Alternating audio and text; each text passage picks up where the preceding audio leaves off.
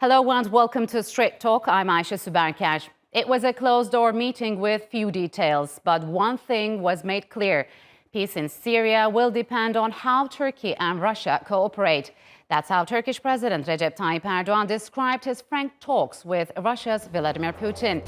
The two met in Russia's Black Sea resort of Sochi as renewed violence threatened to engulf Syria's Idlib province. Turkey has been pressing for a return to a ceasefire Ankara and Moscow forged last year to save Syria's last opposition stronghold from an onslaught by Bashar al-Assad's forces.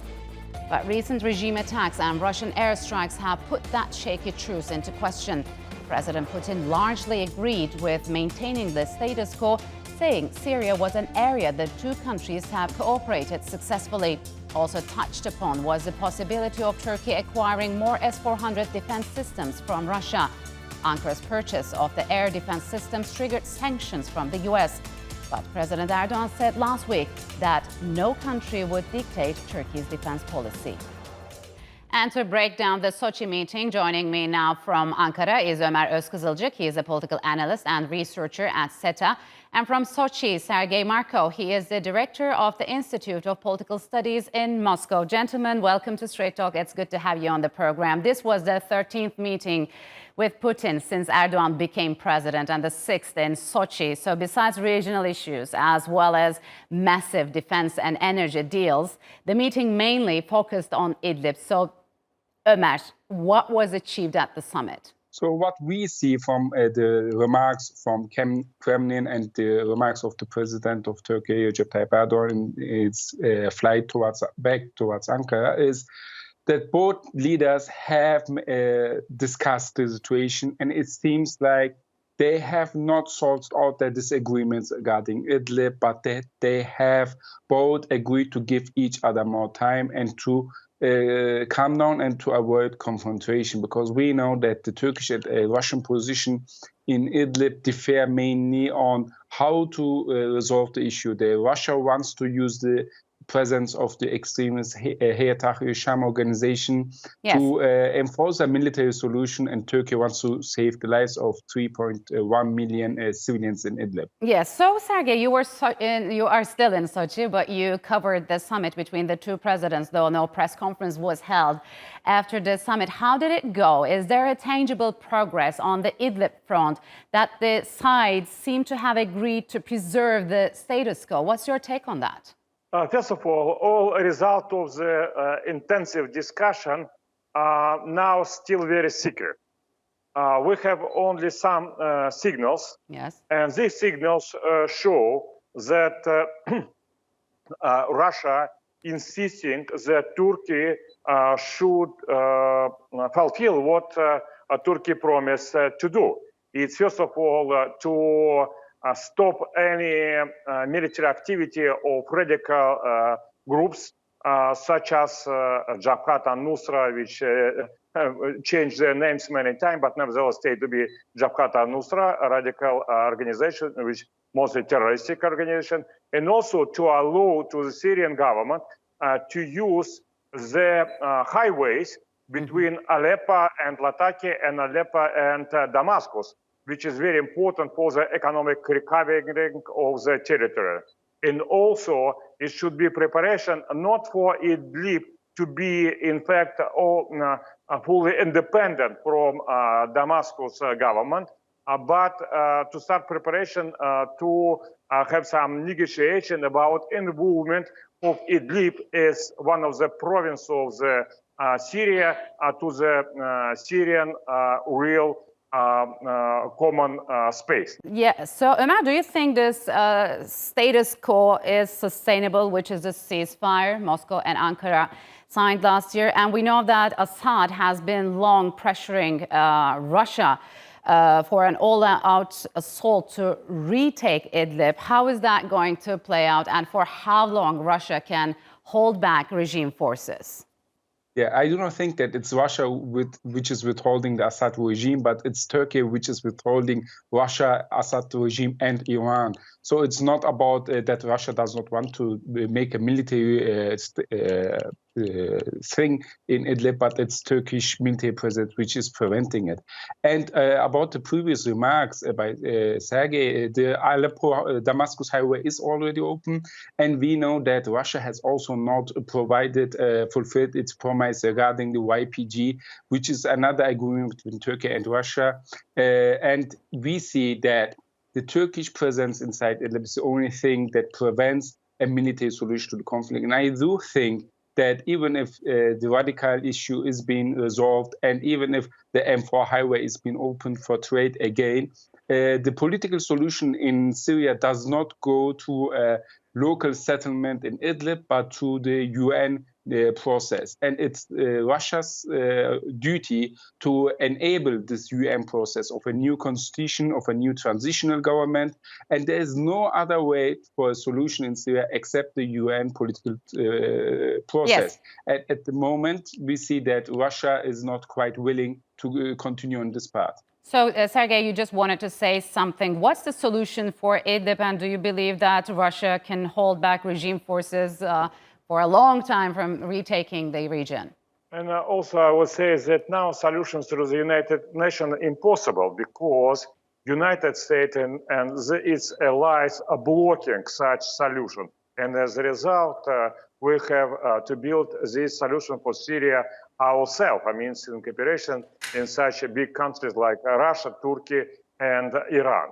Mm-hmm. And as for the Idlib, now it looks like there are no final point for final solution, but we can see the process. Now the main important is that the highways between Aleppo and Latakia and Aleppo and Damascus should be free for using. Now they're still not free for the economic activity.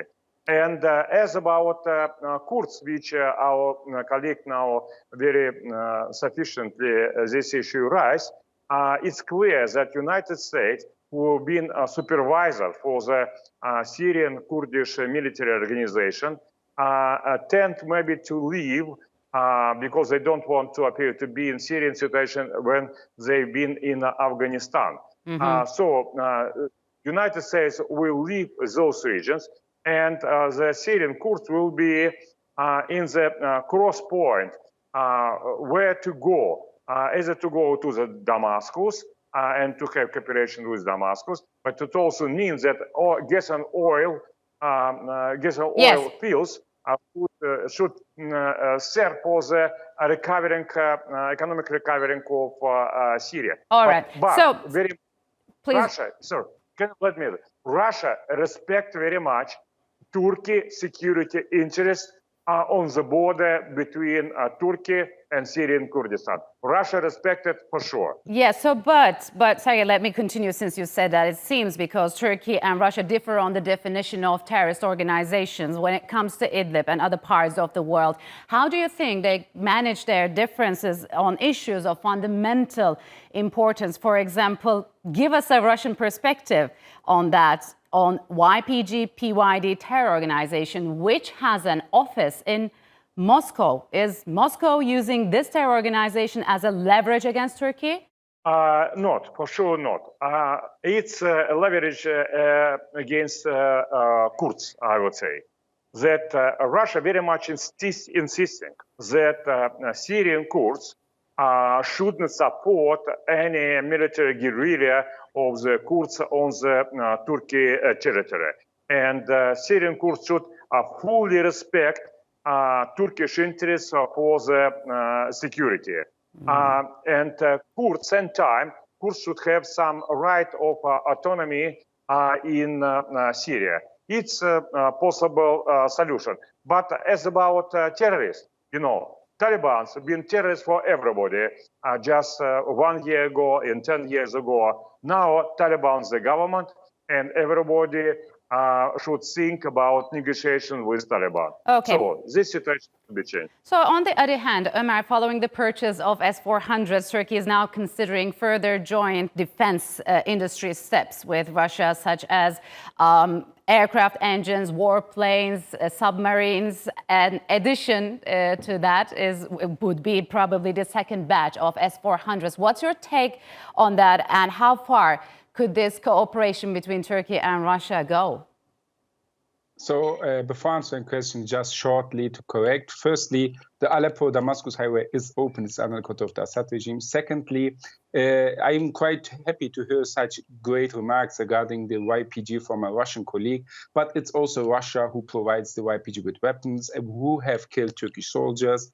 And it's also Russia who provides protection to the YPG in Tel Afar, Manbij, and east of the Euphrates, and has not enforced a full withdrawal of the YPG. So it's not only an American issue, but it's also something the Russians have to deliver as well. So, Omer, how do they get along then?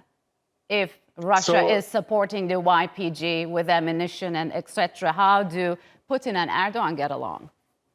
So it's a difficult relation between Turkey and Russia. It's a relation of having confrontation and cooperation simultaneously. So I say that there are unwritten rules governing the Turkish-Russian brinkmanship, which is that Turkey and Russia have been in conflict against each other in Syria, in Libya, in Nagorno-Karabakh. Turkey's position in Ukraine and Eastern Europe is quite opposite to the one of Russia. And Turkey is rejecting the illegal annexation of Crimea and Peninsula. So we see that there are many areas of confrontation. But while this is happening, there are also many areas of cooperation, like the S-400 issue, the nuclear power station in Akkuyu, the Turkish Stream, etc. So, Sergey, last question. How do you characterize relations between Russia and Turkey? Because some say it's about a competitive cooperation. Would you agree to that? Yeah, I more or less agree with this. It's a strategic partnership. It also as well. Russia and Turkey has some kind of discussion on the summer issue, Syria and Libya, one of them. But sometimes cooperation as Karabakh and I would say relations with United States and European Union, because both Russia and Turkey interesting to be both independent from the pressure of United States and European Union. And we believe that in the future, Turkey will be not just partner, but strategic ally of Russia, and Turkey will join Euro-Asian Economic Union, one of the leading economic power. Well, yeah, we'll have to see about that, I guess. Unfortunately, gentlemen, we'll have to leave it here. Thank you very much for joining us on Straight Talk.